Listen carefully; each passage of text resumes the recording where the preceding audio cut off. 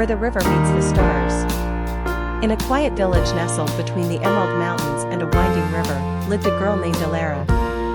She worked in a tiny bookshop owned by her grandmother, tucked away on a cobblestone street where the scent of ink and old paper lingered like forgotten dreams. Alara had always been a quiet soul, content with the rhythm of pages turning and raindrops tapping on the window. Her days were simple, peaceful, until the day a stranger walked in. His name was Selim. He was a traveler, a photographer chasing the fading light of places most people forgot. With a camera slung over his shoulder and eyes that held entire skies, he stepped into the shop as if led by something more than chance. "Do you believe places have memories?" he asked her on their first meeting. "I believe they hold stories," Alara replied, waiting for the right person to find them. He returned the next day. And the next. Sometimes to buy a book, other times just to talk. They began to share pieces of themselves, quietly, like letters tucked between pages. Alara showed him the secret spots of her village, the moss-covered bridge, the field where fireflies danced like stars, and the tree where she once carved a poem she never finished. One evening, as summer faded into autumn, Selim invited her to the riverbank to watch the stars. The night was cool, and the sky shimmered with constellations. "I never stay in one place for long," he said softly, "but this place, you, make it hard to leave." Alara looked at him, her heart both aching and blooming. "Maybe some stories aren't meant to end," she whispered. "But time has a way of testing love."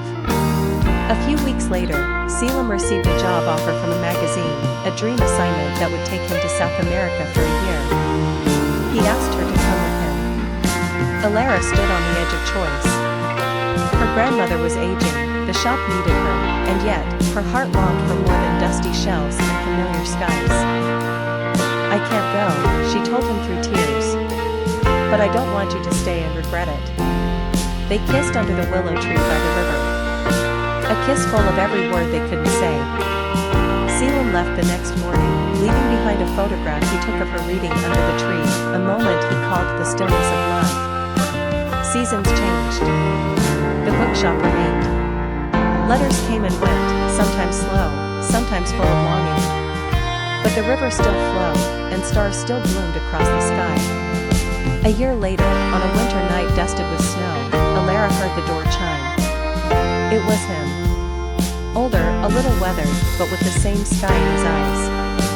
"I thought I needed the world," he said, taking her hand. "But it turns out, I just needed you." And in the silence that followed, Alara smiled, because sometimes, love doesn't ask you to chase the stars. It brings them home.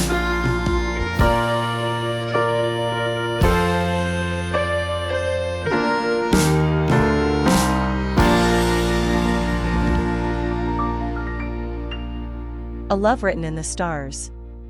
On a quiet coastal town named Windmere, where the sea whispered secrets to the shore and stars danced freely in the night sky, lived a young woman named Evelyn. She was a librarian, calm and thoughtful, her world full of pages and poetry.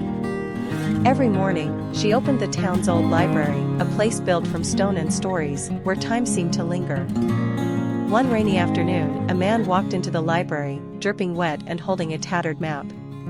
His name was Thomas, an astronomer who had returned to Windmere after years away, chasing comets and galaxies. Evelyn noticed his tired eyes, the way they searched the sky even when indoors. He was looking for something, though he didn't yet know it was her. Their first conversation was awkward. He asked where the astronomy books were, and she guided him, brushing past his shoulder. Over the next few weeks, Thomas returned again and again, always borrowing books, sometimes forgetting to return them, and often lingering just long enough to hear Evelyn's voice. One evening, he invited her to the cliffs to watch the stars. She hesitated but agreed. Beneath the velvet sky, Thomas set up his telescope. Evelyn, wrapped in a woolen coat, stood beside him as he pointed out constellations and traced stories among the stars. "Do you believe in fate?" he asked softly, eyes never leaving the sky. "I believe in stories," she whispered, "and how sometimes they find their way into real life." From that night on, they met under the stars regularly. They spoke of their dreams. Evelyn wanted to write a book, a story of love and time. Thomas dreamed of discovering a new star and naming it after someone who made the Earth feel like home. Seasons passed. Windermere bloomed with spring and sighed into summer. Their bond grew stronger, laughter over coffee, long walks along the shore, and gentle silences that said more than words. Evelyn wrote again, and her heart grew bolder with each page. Thomas submitted his research to the National Observatory, naming a small newly discovered star F92 for Evelyn, born in 1992. But love, like stars, sometimes flickers. Thomas received an offer from the European Space Agency, a 5-year mission studying deep space from an observatory in the Alps. He was torn between the stars above and the star beside him. "I don't want to leave you," he said on the night he told her. "I don't want you to stay because of me," she replied, holding back tears. They kissed under the stars, promising to wait. 5 years passed like waves on the shore, slow, constant, sometimes painful. Evelyn published her novel, A Love Written in the Stars, inspired by their story. It became a quiet bestseller, and every time she looked up at the sky, she whispered his name. On a crisp autumn night in the 6th year, as she closed the library, Evelyn found a note tucked into a book. "Look up tonight. At 9 p.m. I'll be there." Heart pounding, she ran to the cliffs. The stars shimmered, and just as her watch struck 9, a figure stepped out of the dark. Thomas, older, a little thinner, eyes still full of galaxies. "I came back," he said. "You always belonged here," she replied. He took her hand and pointed to the sky. "See that star? F92. It's always been you." They kissed again, not as strangers who once fell in love, but as soulmates whose love had endured the test of distance, time, and the stars themselves.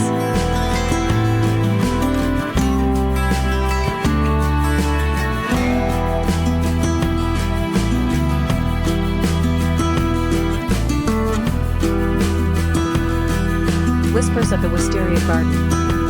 In a quiet coastal town nestled between the hills and the sea, there was a garden unlike any other, a garden full of wisteria vines that bloomed each spring in a cascade of violet and white. For decades, the garden had belonged to the Sakamura family, but it was Hana Sakamura who cared for it with the gentleness of an old soul and the heart of a dreamer. Hana was a quiet, thoughtful woman in her late 20s. She spent her days tending the garden, running a small tea shop beside it, and writing poetry no one ever read. Her life was peaceful, almost lonely, until the day a young man named Elias arrived. Elias was a travel photographer from London, drawn to the town by a faded photograph of the wisteria garden he'd found in his grandfather's belongings. He had no idea why the image mattered so much to him, only that it stirred something deep inside his chest. He wandered into Hannah's shop one breezy afternoon in early April. The wisteria had just begun to bloom. "Excuse me," Elias asked, holding out the old photo. "Do you know where this is?" Hannah looked at the photo, and her breath caught in her throat. It was her garden, but taken at least 50 years ago. "Yes," she replied softly. "This is here. You're standing in it." From that moment, something began. Elias rented a room nearby and started photographing the garden every day. Hannah, initially shy, found herself opening up to him. They talked over tea, about flowers, about art, about loneliness and memory. Elias showed her the world through his camera lens, while Hannah introduced him to the quiet magic of small things, the way wisteria petals dance in the wind, or how silence can feel like music. One evening, under a sky painted with sunset and purple flowers, Elias confessed something. "My grandfather came here once," he said, voice soft. "He never talked about it, but I think he fell in love." There's a note on the back of the photo. It says, "For the girl beneath the wisteria. Always, T." Hannah's eyes filled with tears.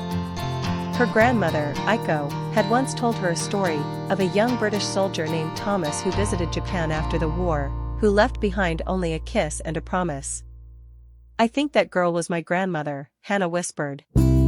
And in that moment, they realized their meeting wasn't just fate, it was a thread woven through generations. Spring gave way to summer. Elias extended his stay, helping Hannah renovate the old tea shop, laughing in the kitchen, stealing glances in the golden light. They never rushed anything, never tried to name what was growing between them. It simply bloomed, like the wisteria, quiet and natural and breathtaking.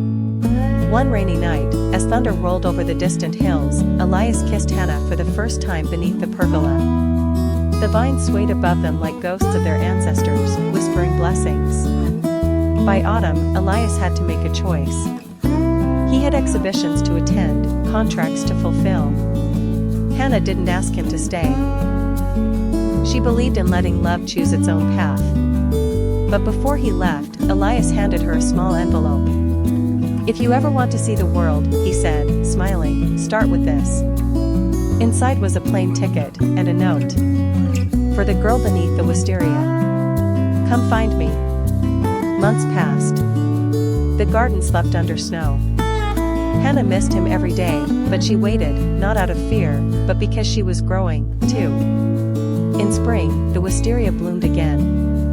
Hannah closed the shop, packed her suitcase, and boarded a plane to London. At the airport, Elias was waiting, camera in hand, smile on his lips, love in his eyes. And in his apartment overlooking the Thames, he planted a small pot of wisteria. They tended it together, through seasons of struggle and joy, building a life from shared roots and whispered promises. Love, like a garden, takes time. But when it blooms, it is eternal.